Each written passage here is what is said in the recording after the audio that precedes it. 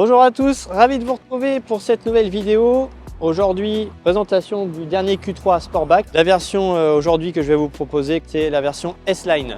La version exposée ici, c'est la version hybride rechargeable. Bien sûr, la version la plus demandée par les entreprises grâce à tous ses atouts fiscaux. Pour la version S-Line ici, le spoiler est spécifique à l'avant, la lame sous la calandre, les feux full LED et ici des belles jantes en 19 pouces. Pour l'arrière, le véhicule bénéficie d'un haillon très incliné, ce qui lui donne un air vraiment agressif et sportif, avec un spoiler ici redessiné, spécifique à la version S-Line, le diffuseur en dessous et néanmoins on conserve un coffre assez généreux qui est à peu près similaire à la version Q3 classique. Voilà, donc on se retrouve pour l'essai routier de ce Q3 Sportback S-Line TFSI E hybride rechargeable. Donc à l'intérieur, on retrouve tous les éléments qui caractérisent la finition S-Line.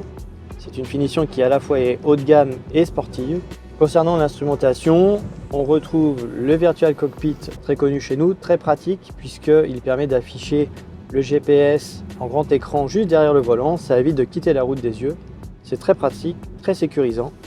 Donc pour la motorisation de ce véhicule hybride rechargeable, on conjugue le meilleur des deux mondes avec un moteur thermique et un moteur électrique. Le moteur thermique est un moteur 150 chevaux essence, accompagné donc d'un bloc électrique qui permet de donner de l'assistance, un meilleur agrément de conduite et une accélération très dynamique puisqu'on monte à 245 chevaux en cas d'accélération.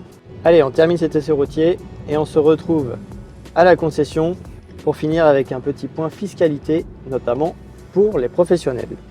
Voilà, comme convenu, on se retrouve pour faire le point fiscalité, notamment pour les professionnels, sur les véhicules hybrides rechargeables de la gamme et plus particulièrement sur ce Q3 TFSI E.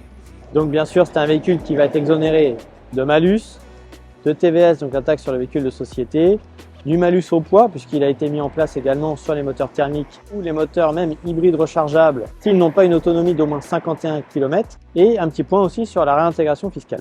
Alors donc concernant le malus, le véhicule est bien sûr exonéré. Pour la taxe sur le véhicule de société, la TVS, le véhicule est exonéré pendant 12 trimestres, donc à peu près 3 ans. Mais de toute manière, étant homologué entre 0 et 50 grammes de CO2 pour la plupart, ça représente quasiment aucun coût pour l'entreprise, même passé ce délai.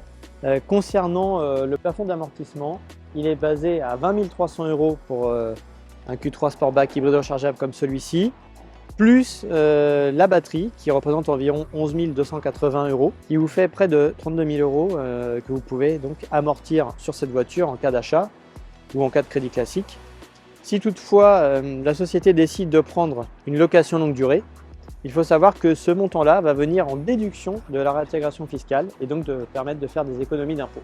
Voilà, donc c'est la fin de cette présentation du Q3 Sportback hybride rechargeable. Merci à tous d'avoir suivi cette vidéo. Si la présentation vous a plu et que vous avez besoin d'informations, n'hésitez pas à me contacter.